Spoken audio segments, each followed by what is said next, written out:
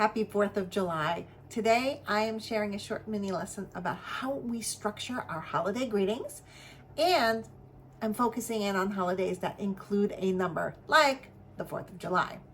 Let's get started with a more general awareness of how holidays are done. First of all, most holidays that include the word day are split into two signs: the sign that represents the meaning of the day and the sign day. For example, Independence Day, Canada Day. Both of those have two signs. An exception to this rule is birthday.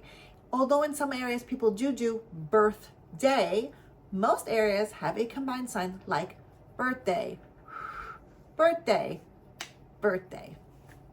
Now, let's look at how we set up the happy portion of that message.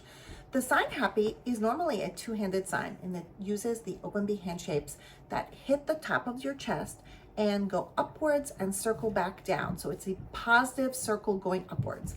Happy. However, when we do holiday greetings, we only use our dominant hand and we move it to a center location. Happy.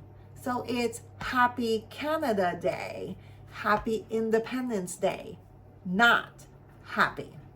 If you do the two-handed version, it's not wrong. It's just not exactly right. So remember to move over your hand and do it in the center. Happy. Now, let's focus in on important dates that include a number, like 4th of July. In ASL, the 4th is done after the July. So I'm going to fingerspell July, July,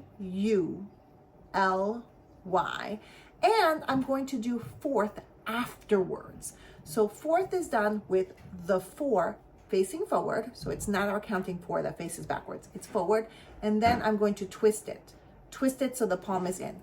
1st, 2nd, 3rd, 4th, 5th, 4th. So it's going to be July 4th, not 4th of July. So remember, the 4th comes afterwards.